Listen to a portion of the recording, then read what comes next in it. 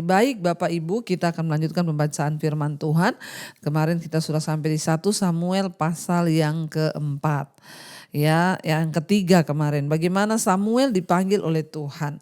Kita tadi sudah mendengar bagaimana Tuhan sudah tidak lagi berbicara karena akibat kebejatan dan dosa yang dilakukan oleh Imam Eli dan anak-anaknya.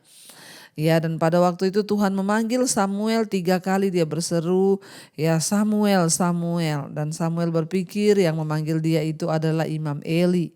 Lalu akhirnya Imam Eli berkata, itu pasti Tuhan. Kalau dia memanggil lagi, berbicara kepada kamu, katakan, iya Tuhan, ini aku, berbicaralah, saya siap untuk mendengar. Ya, dan ayat yang ke-11, lalu berfirmanlah Tuhan kepada Samuel. Ya, ketahuilah aku akan melakukan sesuatu di Israel sehingga setiap orang yang mendengarnya akan bising kedua telinganya.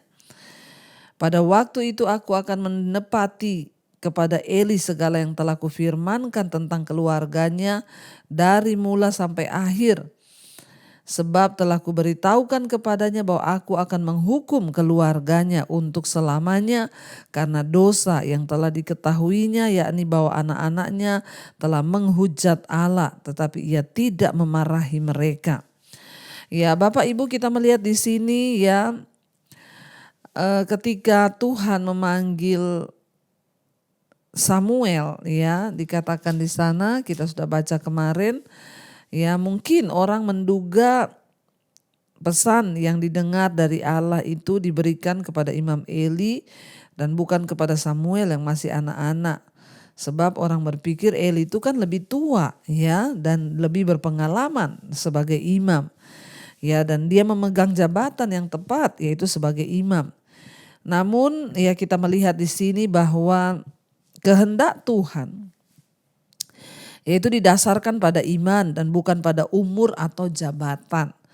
Makanya saya selalu berkata tidak menjadi jaminan seseorang punya jabatan yang tinggi, yang hebat di gereja, ya punya titel yang berjejer. Ya kalau perkenanan Tuhan sudah tidak ada atas orang itu lagi, ya Tuhan akan meninggalkan. Bahkan sebaliknya, ya jangan menganggap remeh orang mungkin yang tidak sekolah, masih muda, ya mungkin dia tidak ada latar belakang ya pendidikan yang tinggi, dia juga mungkin bukan berasal dari keluarga yang seperti apa. Kita lihat Samuel ini tidak berasal dari keluarga imam, dia itu anaknya ya Elkana dan juga Hana yang tidak punya anak. Ya sebaliknya Eli itu imam dan anak-anaknya Hofni dan Pinehas justru hidup jahat di hadapan Tuhan. Ya, jadi bukan soal dia lebih tua atau tidak, berpengalaman atau tidak, bukan soal dia punya titel atau tidak, bukan soal jabatannya apa, tapi Tuhan itu mencari orang yang benar-benar setia. Ya, dan Tuhan mau mencari orang yang berkenan di hatinya agar dipakai menjadi saluran berkat, bahkan yang tidak terduga untuk banyak orang. Ya, bersiaplah bagi Tuhan Bapak Ibu ya untuk bekerja di segala tempat, segala waktu. Ya mungkin saja Tuhan memilih Bapak Ibu. Dikatakan di sana ya, lalu Tuhan berbicara kepada Samuel ya. Dia berkata, aku akan melakukan sesuatu yang besar di Israel, semua orang yang mendengarnya akan menjadi bising telinganya, akan kaget dengan hal yang akan Tuhan kerjakan. Dan aku juga akan menepati segala perkataanku kepada keluarga Eli.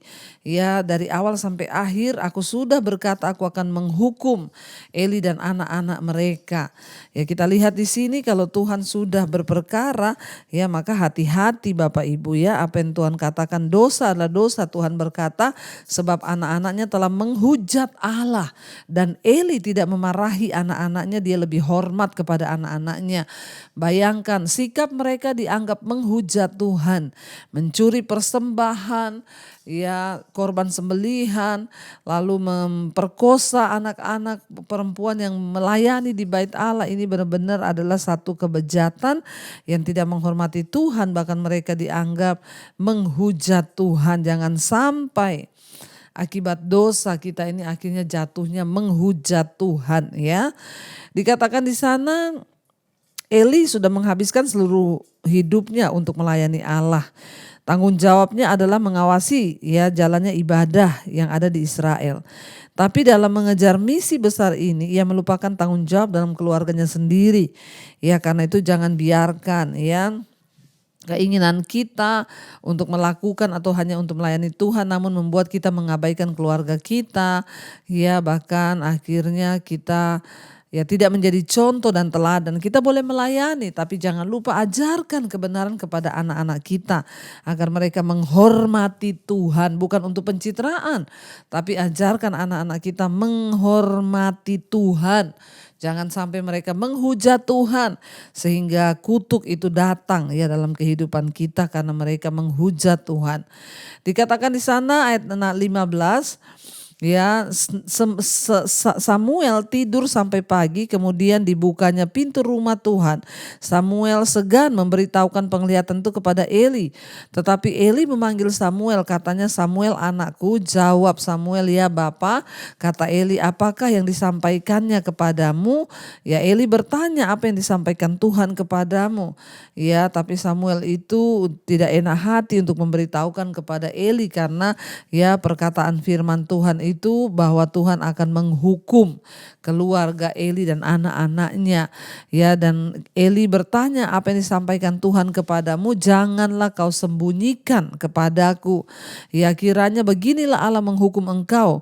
Bahkan lebih lagi daripada itu jika engkau menyembunyikan sepatah kata pun kepadaku dari apa yang disampaikannya kepadamu itu." Jadi Eli bertanya, ya jangan engkau sembunyikan ya apa yang Tuhan sampaikan supaya ya engkau tidak dihukum, kata Eli. Sampaikan saja, enggak usah takut, sepatah kata pun jangan kau sembunyikan. Lalu Samuel memberitahukan semuanya itu kepadanya dan tidak menyembunyikan sepatah pun. Kemudian Eli berkata, ya dia Tuhan, biarlah diperbuatnya apa yang dipandangnya baik. Ya jadi Samuel tidak takut, kalau itu memang kebenaran sampaikan, apalagi Tuhan yang menyuruh menyampaikan, harus disampaikan. Ya karena kalau tidak kita yang akan berurusan dengan Tuhan.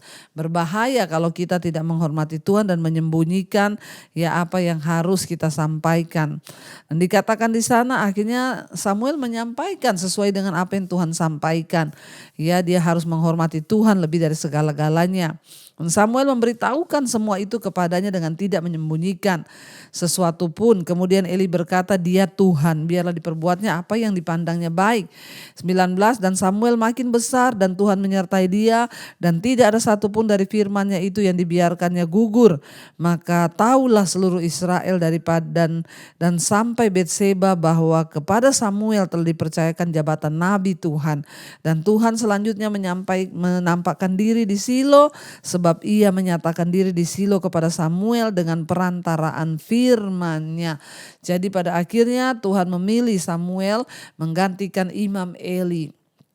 Kita melihat Tuhan itu sanggup dan dia mau pakai siapa saja yang dia mau pakai ya tanpa harus ada yang bisa mengatur Tuhan. Bahkan ketika Samuel menyampaikan tentang penghukuman Tuhan kepada Eli, Eli berkata ya terjadilah seperti yang Tuhan inginkan sebab dia adalah Tuhan. Ya dan mari kita belajar Bapak Ibu bahwa berhati-hati dengan hidup kita, terutama dalam kita mendidik anak-anak. Kalau salah katakan salah. Ya tidak apa-apa menegur anak-anak, memarahi mereka kalau itu untuk kebenaran firman Tuhan. Ketika hidup mereka sudah tidak lurus, sampaikan kebenaran. Hari-hari ini banyak orang tua yang kehilangan wibawa, tidak berani menegur anak. Padahal anaknya itu salah. Hati-hati jangan sampai engkau dianggap Tuhan, menghujat Tuhan dan menghormati anakmu lebih daripada menghormati Tuhan. Panggil, tegur walaupun mereka sudah dewasa. Kasih tahu bahwa itu tidak benar loh. Firman Tuhan mengajarkan begini. Ya kasih tahu supaya mereka itu mendengar firman. Siapa tahu hidup mereka diubahkan, mereka mau bertobat. Iya kita akan lanjutkan besok. Mari kita tundukkan kepala, kita berdoa Bapak Ibu ya. Terima kasih Tuhan, kami bersyukur Engkau yang mengajari kami akan kebenaran-Mu. Hamba berdoa untuk seluruh jemaat Mezbah Doa dimanapun berada. Engkau lawat setiap kami belajar dari kebenaran firman-Mu untuk hidup menjaga kekudusan di hadapan Tuhan. Juga buat anak-anak kami serahkan anak-anak kami dalam tangan Tuhan. Pimpin langkah hidup mereka agar tidak salah langkah. Mereka berjalan dalam kekudusan, dijauhkan dari kenajisan, percabulan, dijauhkan dari hal-hal yang tidak berkenan. Kami berdoa Roh Kudus tolong pimpin anak-anak kami agar hidup mereka menyenangkan Tuhan, dan beri kami keberanian untuk menegur anak-anak kami ketika kami tahu mereka berdosa, supaya kami tidak menghujat Tuhan. Karena itu Bapak Ibu, mari angkat tanganmu, buka hatimu di hadapan Tuhan. Terimalah kiranya berkat dari Allah Bapa, cinta kasih Tuhan Yesus Kristus, penyertaan Allah Roh Kudus melimpah atas hidup kita mulai malam hari ini bahkan sampai kali yang kedua Tuhan Yesus datang menjemput kita. Nama kita tercatat di dalam kitab kehidupan. Dalam nama Tuhan Yesus yang percaya diberkati Tuhan, katakan bersama, amin, amin, amin. Tuhan Yesus memberkati, shalom dan Immanuel.